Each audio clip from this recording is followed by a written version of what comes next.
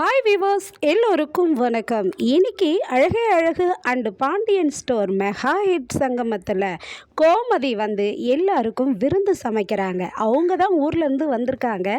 இருந்தாலும் அந்த வீட்டில் இருக்கவங்களுக்கு அந்த வீட்டு பொண்ணுக்கும் அந்த வீட்டோட மாப்பிள்ளையும் வர வச்சு விருந்து சமைச்சு போடுறாங்க. விதவிதமாக செய்கிறாங்கங்க.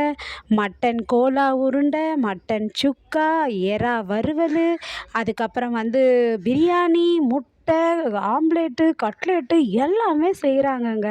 அதை வச்சு பரிமாறுறாங்க. தங்கராஜும் வராரு. அவருக்கும் பரிமாறனதும் அப்படியே ஒவ்வொருத்தரும் ரசித்து ருசித்து சாப்பிட்றாங்கங்க.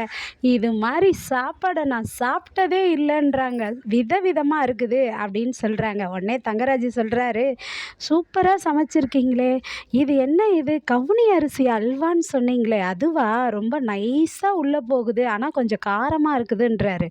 என்னது காரமாக இருக்குதா அத்தை, நீங்கள் கார அல்வா எதனா செஞ்சீங்களா என்ன அப்படின்னு கேட்குறாங்க மீனா.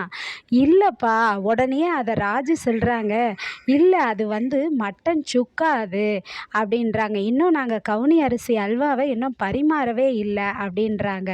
அப்படியா, இந்த அளவுக்கு சமைக்கிறீங்களே, சமைச்ச கைக்கு தங்க வளையல் போடணும்னு சொல்லுவாங்கல்ல, அது உண்மையாக இருக்குது அப்படின்றாரு அவர்.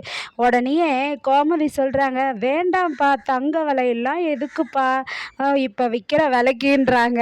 அதுக்கு உடனே அவங்க யார், அழகு மலருடைய மாமியார் சொல்கிறாங்க, தங்க வளையல் போடுறேன்னு பேச்சுக்கு சொல்லுவாங்க, போட்டுருவாங்களா என்ன அப்படின்றாங்க. அதே மாதிரி என்னக்கா நீங்கள் எதுவுமே சொல்லலையே அப்படின்னு சொல்லி கேட்குறாங்க அழகு மலர் மாமியார்கிட்ட கோமதி. அதுக்கு அவங்க சொல்கிறாங்க, சூப்பராக சமைச்சிருக்கீங்க நீங்கள், நானும் இது மாதிரிலாம் வகை வகையாக சமைச்சவ தான் அப்படின்றாங்க. நானும் ஒரு நாள் சமைக்கிறேன் அப்படின்னு சொல்கிறாங்க. உடனே கோமதி சொல்கிறாங்க, ஒரு நாள் என்னங்க, இன்னைக்கு நைட்டுக்கு நீங்கள் சமைச்சிருங்க, நாங்களும் சாப்பிடுவோம்ல உங்கள் கை மனத்தை அப்படின்றாங்க. இன்னைக்கெல்லாம் என்னால் முடியாது, இன்னொரு நாள் சமைக்கிறேன் அப்படின்னு சொல்கிறாங்க. அப்படியே பேசிகிட்டு இருக்கும்போது தங்கராஜ் வீட்டிலேருந்து ஃபோன் வருது, யாரோ வீட்டுக்கு வந்திருக்காங்கன்னு சொல்லிட்டு. உடனே தங்கராஜ் வந்து ரேவதியை வந்து வீட்டுக்கு போகலாம் ரேவதின்றாரு. என்னங்க இப்போ தானே வந்தீங்க, அதுக்குள்ளே அண்ணியை கூப்பிட்டு போகிறேன்றீங்களேன்னு மீனா வந்து அண்ணியை விட்டுட்டு போங்களேன்றாங்க. உடனே அவர் வந்து விடுறதுக்காக தயங்குறாரு. உடனே கோமதி ஒரு பிட்டு ஒன்று போடுறாங்க, ஏன் இந்த தம்பி விட்டுட்டு போக மாட்டேன் நான் சொல்லுவார், இவர் அது மாதிரிலாம் சொல்லுவாரான்னதும் உடனே தங்கராஜ் இங்கேயே ரேவதியை விட்டுட்டு போகிறாங்க. ரேவதி நீ இங்கேயே இரு, நான் சாயந்தரம் வந்து உன்னை கூப்பிட்டுக்கிறேன் அப்படின்னு சொல்லிட்டு.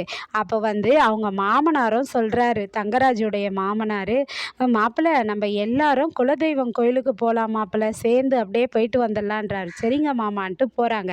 அப்புறம் எல்லாரும் சாப்பிட்டு என்ன பண்ணுறதுன்னா எல்லாம் விளையாடலாம் அப்படின்ட்டு பரமபதம் விளையாடலாமா, என்ன விளையாடலான்னா தட்டாங்கல் விளையாட்டு விளையாடுறாங்க. கரண்ட்டு போயிடுது, ஒரே பேசி சிரிச்சுக்கிட்டு சந்தோஷமாக இருக்கிறாங்கங்க. தங்கராஜ் வீட்டுக்கு போயிட்டு நைட் ஆகுது, திரும்ப வராரு. அவர் வரும்போது வெளியில் கரண்ட் ஆஃபாக இருக்குது. யாருன்னா சுரேஷும் பாக்கியராஜும் வெளியில் உட்காந்துட்ருக்காங்க.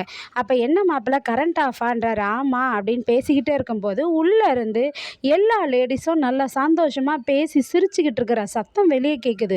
அப்போ உடனே தங்கராஜ் சொல்கிறாரு, என்ன இது பொம்பளைங்களா சிரிக்கிறாங்க, நம்ம வீட்டு பொம்பளைங்களா, இது மாதிரி சிரிச்சுக்கிட்டு இருந்தால் அக்கம் பக்கம்லாம் என்ன பேசுவாங்க நம்மளை பற்றி அப்படின்னு சொல்லிட்டு கேட்குறாரு. உடனே அதுக்கு பாக்கியராஜ் சொல்கிறாரு, இல்லை நம்ம வீட்டில் எல்லாருமே சந்தோஷமாக இருக்கிறாங்கன்னு நினைப்பாங்க அப்படின்றாரு.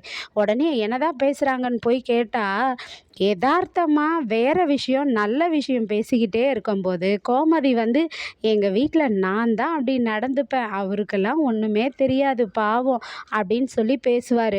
உடனே வந்து அதுக்காக யார் மதி வந்து பதில் கொடுப்பாங்க, அதாவது எல்லா ஆண்களும் எனக்கு தான் எல்லாமே தெரியும்னு நினைப்பாங்க, ஆனால் நம்ம தான் அவங்களுக்கு புரிய வைக்கணும், அப்படி இல்லைன்ட்டு அவங்க யதார்த்தமாக பேச இந்த வார்த்தையை கேட்டுட்டு தங்கராஜ் நிற்க, அவர் வந்து என்ன பேசுனீங்க, ஆம்பளைங்களுக்கு ஒன்றும் தெரியாதா, அப்போ உங்களுக்கு பொம்பளைங்களுக்கு என்ன தெரியும், கிரிக்கெட்டில் யார் அதிகமாக ரன் எடுத்தது சொல்லுங்க பார்க்கலாம் அப்படின்னு கேட்குறாரு. அதுக்கப்புறம் யாருங்க முதல்ல இந்த உலகத்திலேயே எது சின்ன நாடுன்னு சொல்லுங்க பார்க்கலாம் அப்படின்னு கேட்குறாரு. ஒவ்வொரு லேடிஸ்க்கும் தெரியல. அதுக்கு கோமதி சொல்கிறாங்க, ஏங்க உங்ககிட்ட கூட தான் பிரியாணிக்கு என்னென்ன போடணும் அப்படின்னு நாங்கள் கேட்டால் உங்களுக்கு சொல்ல தெரியுமா?